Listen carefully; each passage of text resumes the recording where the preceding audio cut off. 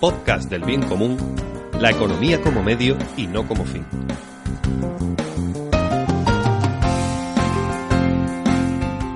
Bienvenida, bienvenido a este noveno programa del podcast del bien común. Mi nombre es Santi Fernández Pascual y ya sabes que este es un espacio de radio en el que queremos dar voz a personas y organizaciones que llevan a cabo pequeñas o grandes acciones que nos inspiran, nos forman y nos informan.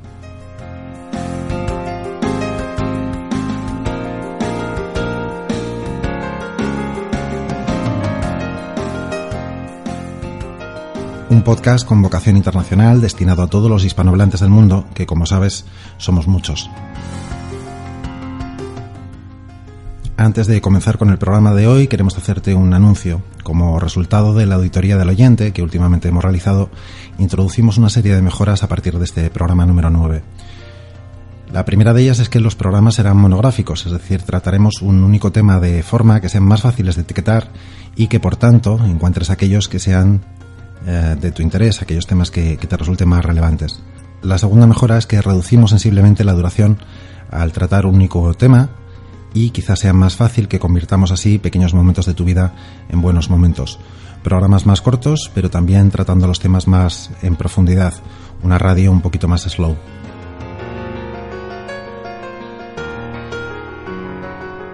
Y ahora sí, vamos con este noveno programa del podcast del bien común.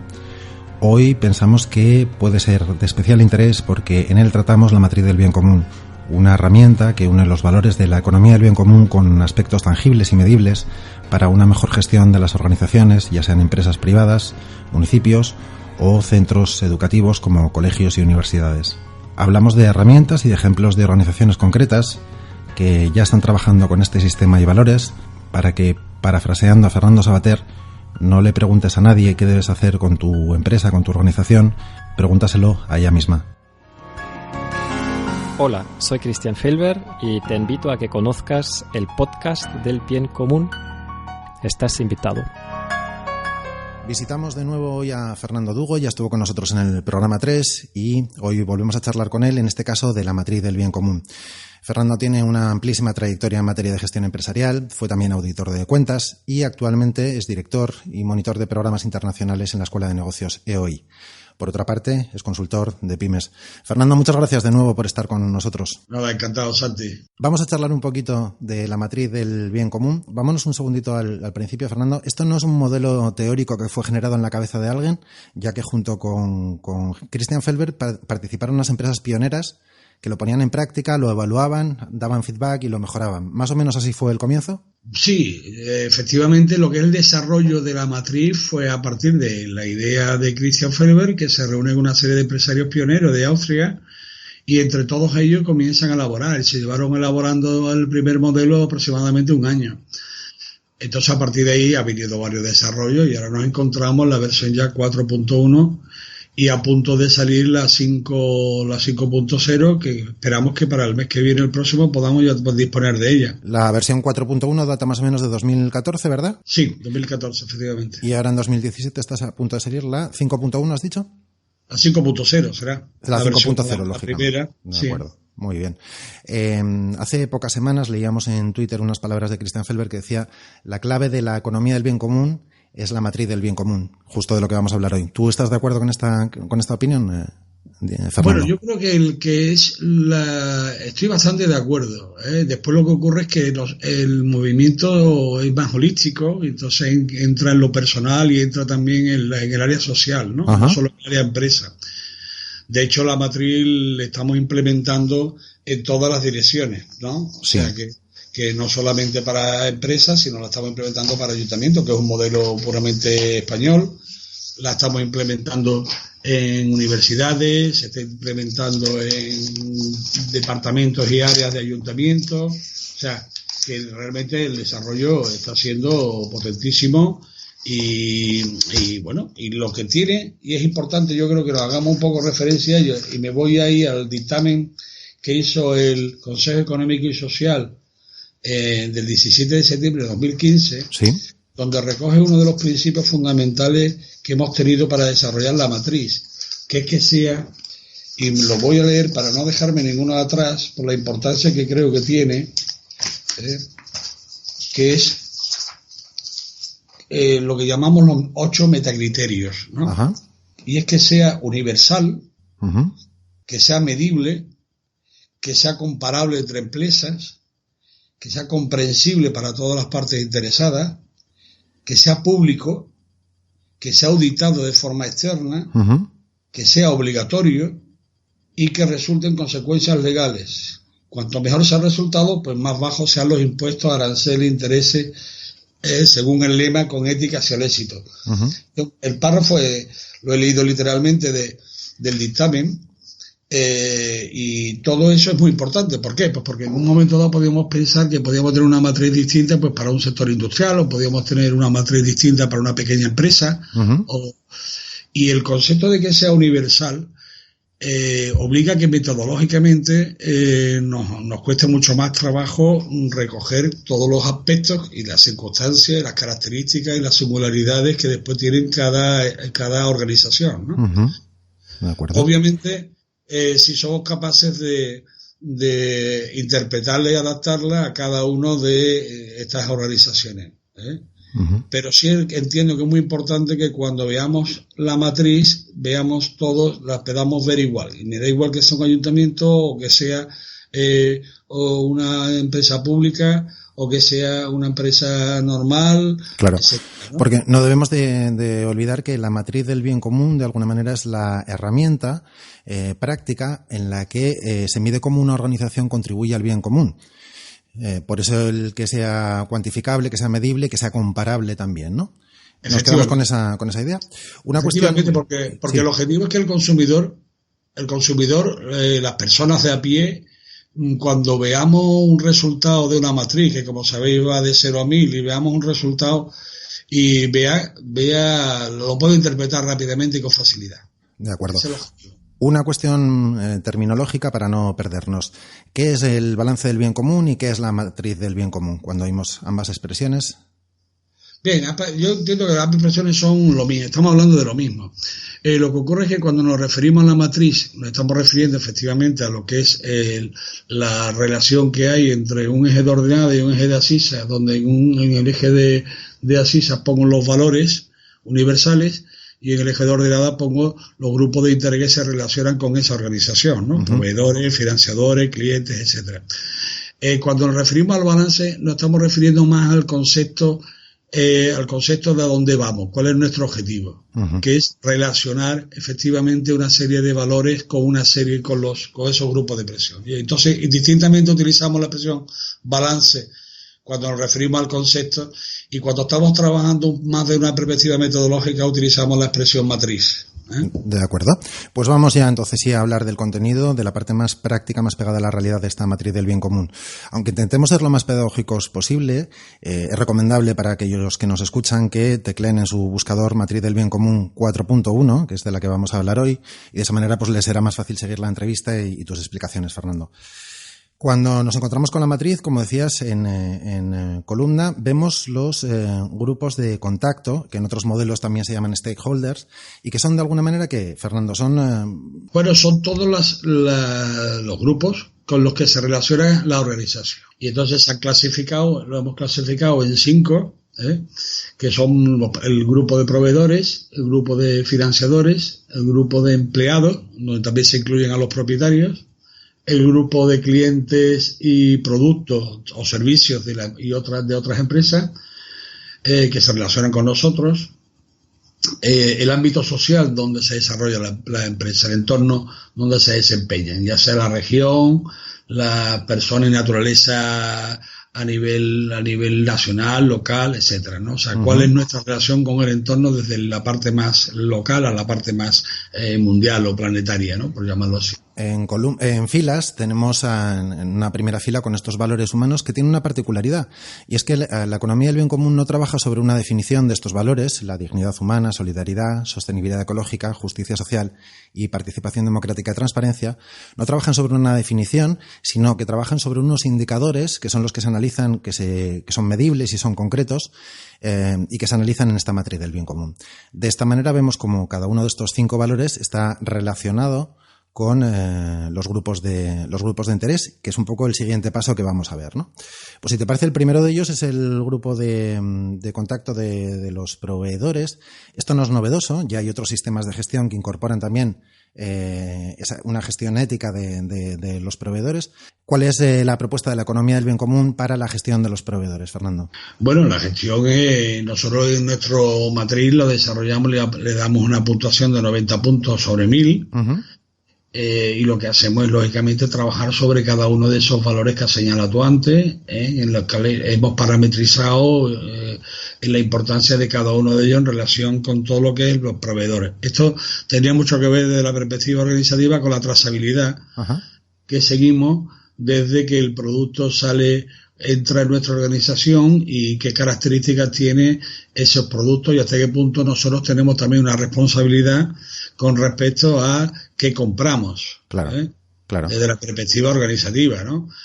Si compramos energía eléctrica, pues no valoramos igual que esa energía eléctrica provenga de una energía alternativa como que provenga de energía convencional.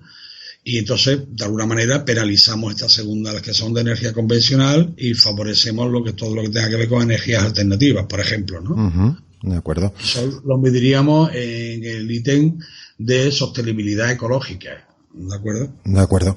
Y dices que este criterio, no sé si es correcto llamarlo criterio. Bueno, lo llamamos criterio indicadores, a veces confundimos también estas expresiones, pero bueno, realmente no tiene mayor relevancia. Efectivamente, simplemente vamos a que el número que indica la gestión de los proveedores tiene 90 puntos de esos 1000 puntos que podría conseguir una organización perfecta, ¿no? Efectivamente. El segundo de los grupos de contacto sí que es algo más novedoso, ya que muchas veces no se tiene en cuenta en los modelos de gestión, y es cómo se financia esa organización. La economía del bien común propone una gestión ética de las finanzas que se transforma en qué tipo de indicadores. Bueno, nuevamente medimos otra vez con relación a la dignidad, la solidaridad, la sostenibilidad, la justicia y la participación y transparencia. O sea, lógicamente aquí tenemos uno de los apartados más interesantes y, si querés, podemos decir más relevantes, aunque la importancia que le damos es de 30 puntos sobre 1000 y fundamentalmente es por la capacidad que tienen las organizaciones de intervenir. Efectivamente tenemos bancos éticos, pero también es cierto que no tenemos toda la banca ética, no tiene todo el desarrollo ni, digamos, la universalidad que nos gustaría para que pudiéramos trabajar las organizaciones con más facilidad. Uh-huh. Entonces aquí tenemos un campo de trabajo importantísimo. De hecho, la economía del bien común está planeando ya su primer banco ético. Uh-huh. Y en España operan ahora mismo 3 bancos éticos, ¿no? FIARE, que es relativamente reciente, apenas lleva un año operando. Sí. He dicho FIARE, sí, COP57 y Triodos. Son los tres bancos que podemos operar. ¿Qué diferencia hay entre la banca convencional y la banca ética? Bueno, porque el ejemplo que te puedo poner es que en Triodos, si tú vas a pedir crédito para un coche, te preguntan si el coche es convencional o un coche híbrido o un coche movido por energía eléctrica. Uh-huh. Y en función de eso te dan el crédito o no. Uh-huh. Otro factor es que es transparente. Todos los fondos y todos los recursos que genera Triodos los publicita, los puedes encontrar en su página web y ver las actividades sociales que desarrolla, ¿no? Uh-huh.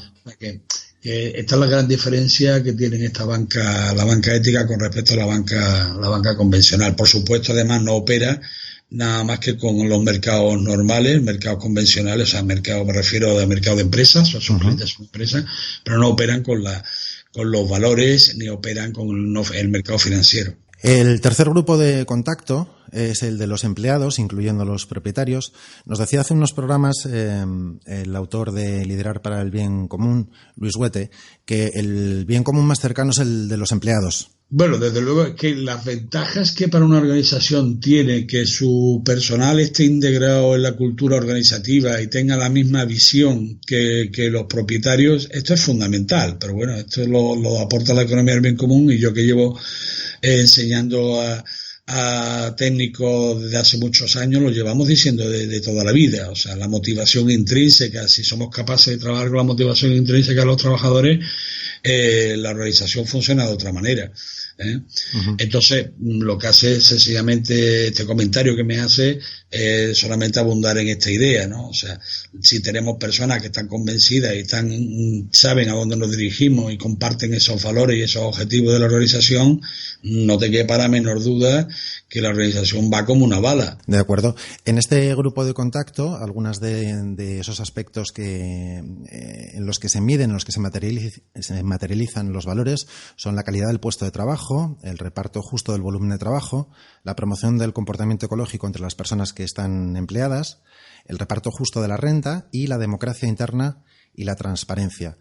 ¿Nos puedes decir algún indicador, alguna medición concreta que se haga de estos criterios? Bueno, como siempre, en cada uno de los indicadores de todos estos que estamos comentando, sea cual sea el área en la que estemos trabajando, lo que buscamos siempre son evidencias de que lo que la organización está desarrollando, el ítem que estemos hablando. Esto ha desarrollado como cada ítem, que este sería el apartado C, los grupos de contactos.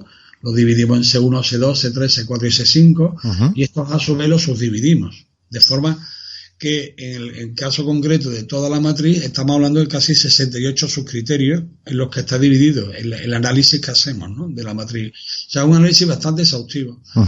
Y en ese análisis después vamos comprobando si te encuentras una situación incipiente, está en una situación media, está en una situación un poco más alta, hasta una situación ya de liderazgo en el indicador. O sea, de que cumple todos los objetivos para obtener la puntuación máxima en ese indicador o subindicador. De acuerdo.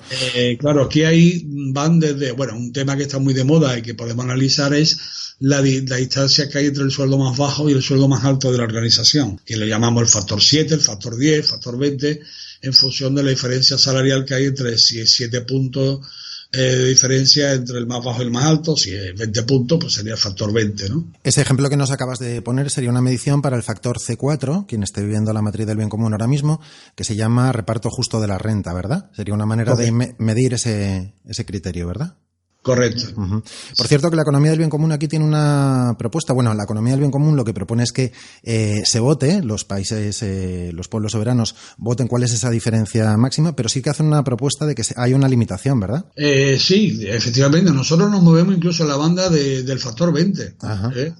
Pero es curioso como Christian Felber le gusta hacer este ejercicio cada vez que realiza una conferencia y tiene tiempo. Le gusta preguntarlo en el público, y siempre que lo ha hecho en España nos movemos en la banda del 7. Lo que pasa que a nivel, sabéis que nuestra organización, estamos ahora mismo en 20 y tantos países, el reparto se llega más a un equilibrio de sobre 20. También depende del tamaño de las organizaciones, esto tiene mucho que ver con eso también, ¿verdad? Entonces nuestra organización en España son normalmente empresas más pequeñas, y entonces el factor en general se mueve en esa banda como mucho. Esto no es solo una propuesta de la economía del bien común. Numéricamente hay otras organizaciones que hacen otras propuestas, pero también hay otras propuestas en esta dirección de limitar la diferencia entre el salario máximo y el salario mínimo, o, por ejemplo, en el caso de Intermón, la propuesta es de limitar entre el salario máximo y el salario medio, ¿no?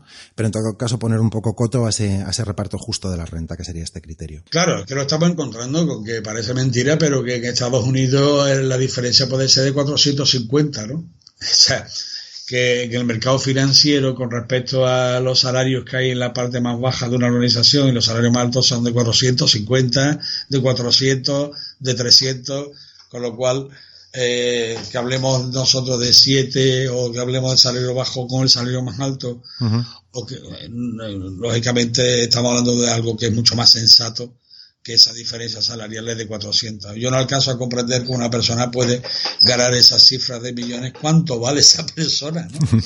¿Acaso de la inteligencia de esa persona a lo que llega, no?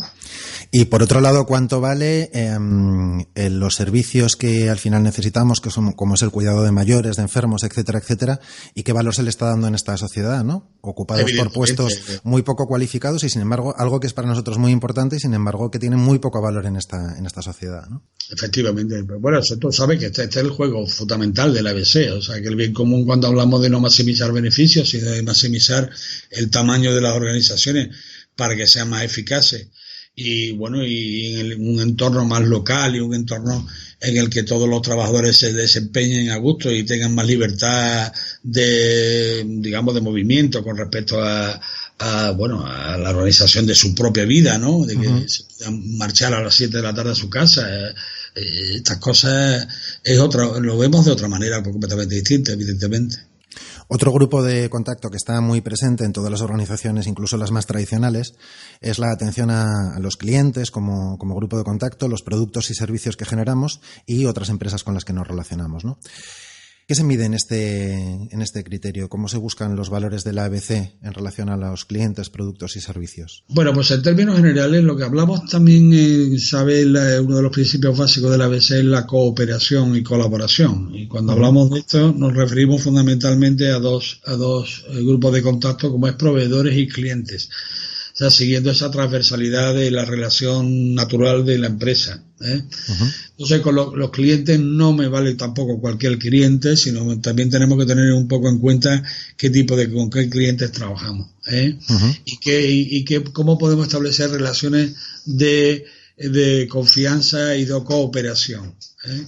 Y aquí sí tenemos en este sentido una importante tarea con los clientes. Por ejemplo, ahora acabamos de hacer la auditoría de varias empresas que son escuelas de surf dentro de un proyecto que se llama Sunrise, que pilota la Universidad de Las Palmas y se ha hecho una auditoría a nivel internacional.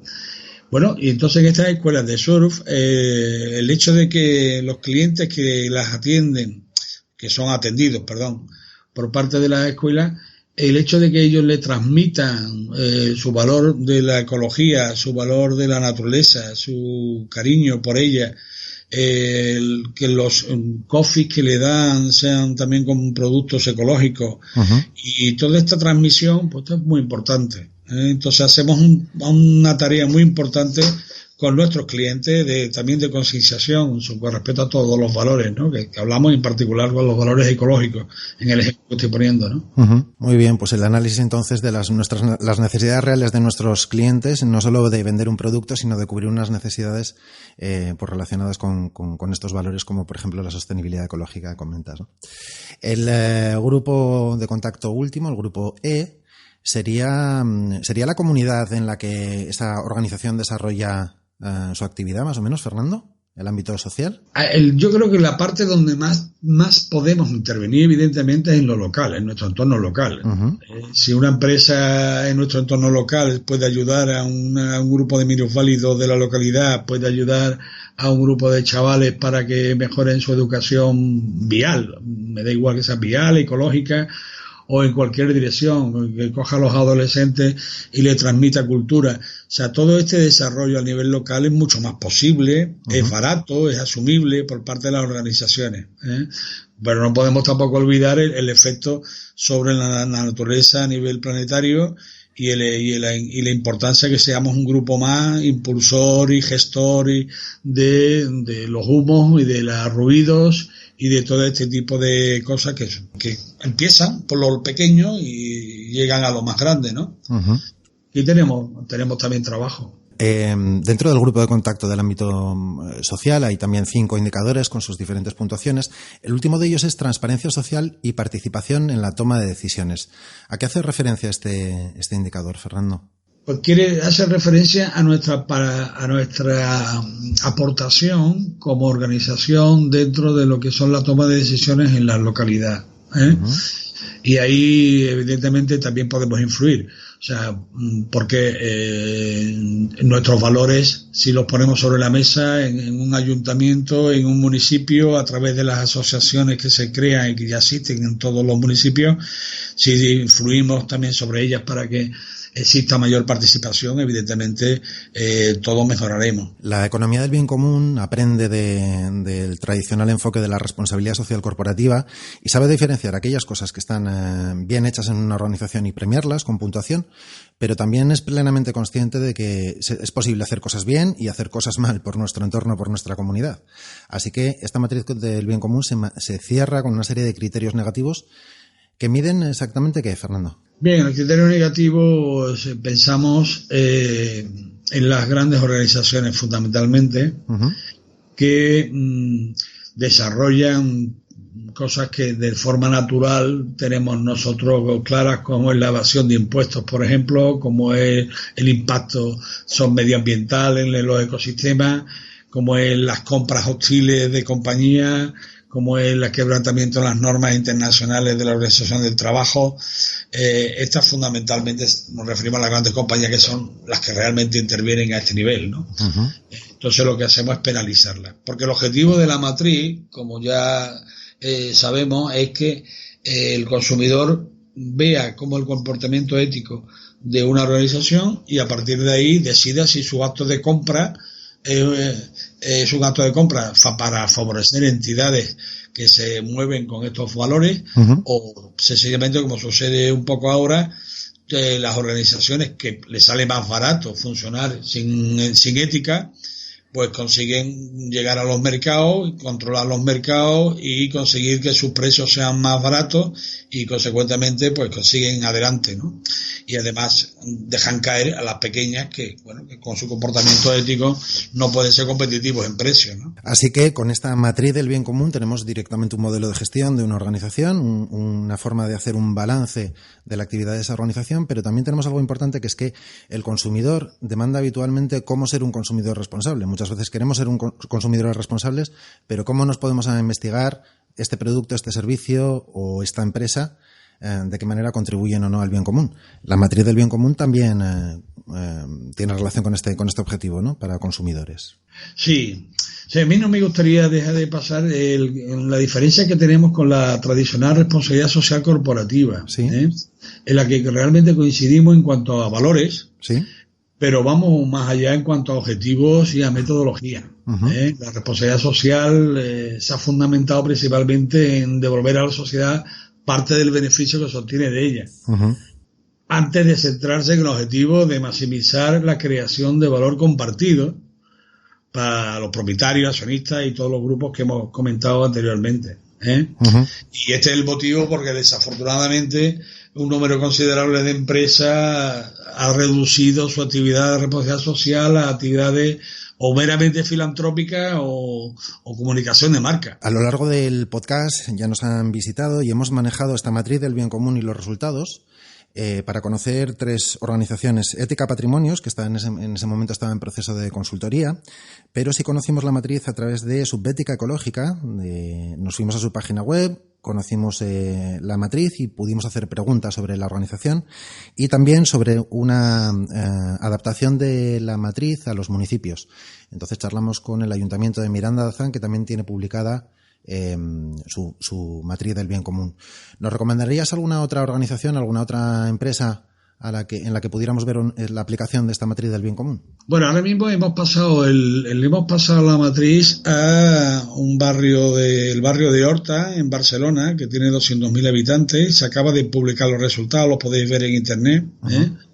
El barrio de Horta, donde fundamentalmente, y creo que también esto es muy interesante, evidentemente conseguir una puntuación alta en la matriz es lo que todos querríamos, pero desde nuestro punto de vista, en el momento en que nos encontramos de desarrollo de la economía del bien común, lo importante ya no es tanto la puntuación que obtenemos, las fotos fijas que obtenemos en un momento determinado, uh-huh, sino el plan de mejora como consecuencia de hacer un análisis exhaustivo, ¿no?, de nuestro comportamiento ético de la organización.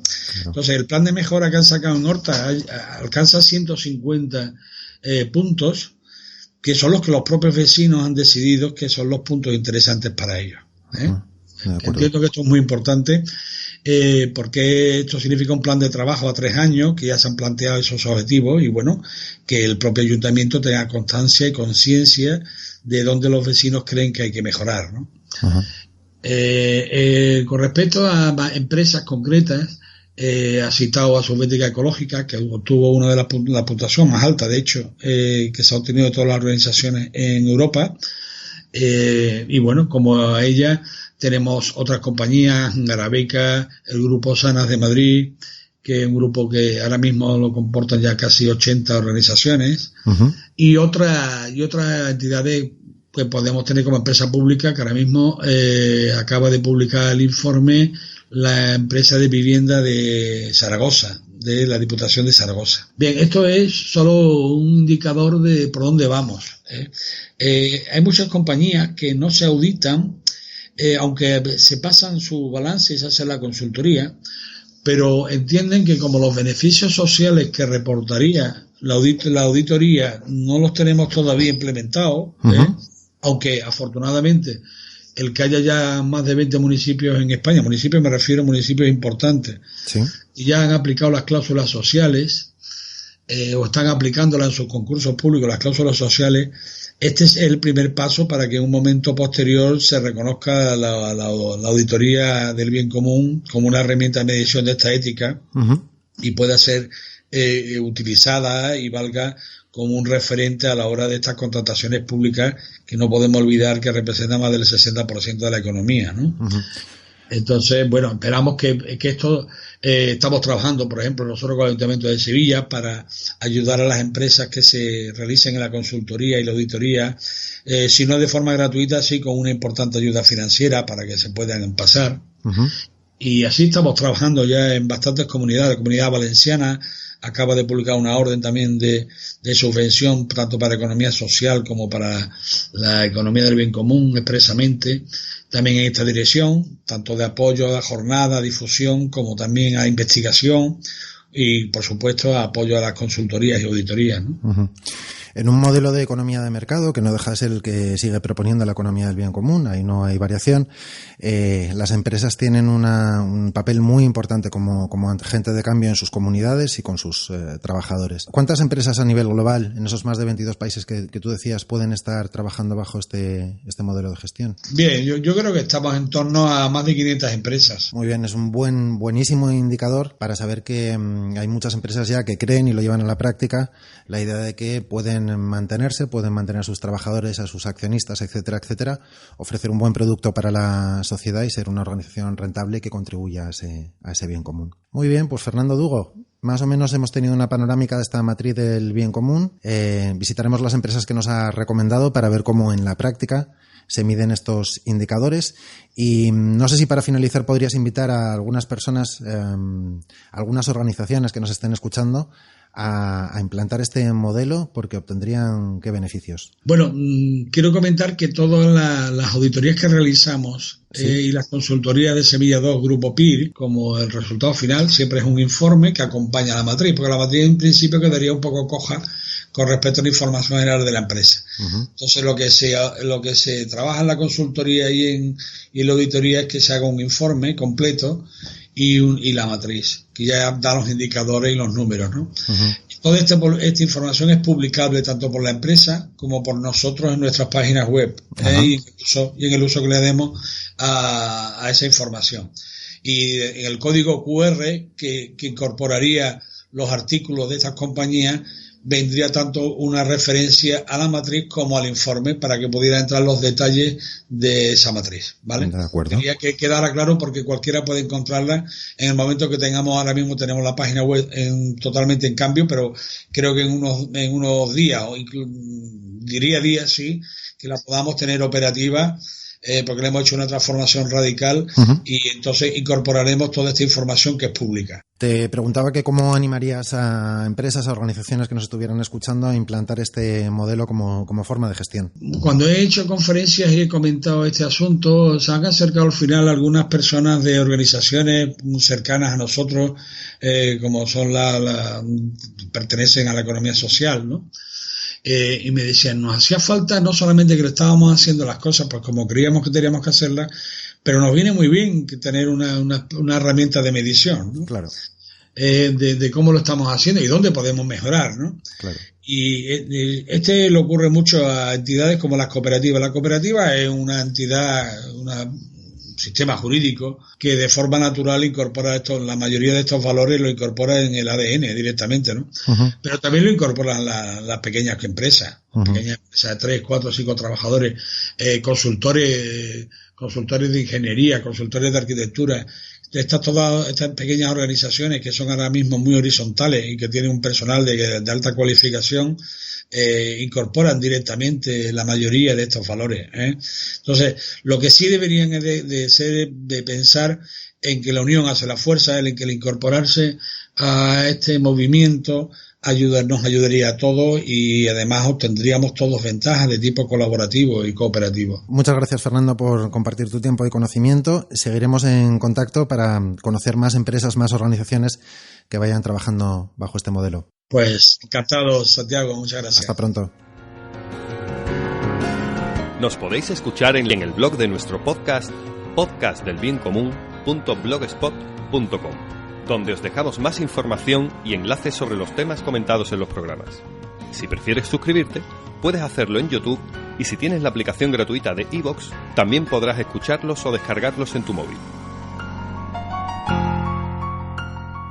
Pues con esta instructiva charla con Fernando Dugo esperamos haberte acercado a este modelo de gestión, la matriz del bien común, y a ejemplos de organizaciones que ya lo han adoptado y sobre los que ahora puedes investigar, replicar o, por qué no, con las que puedes colaborar. Hasta el próximo programa, sé feliz y haz felices a otros.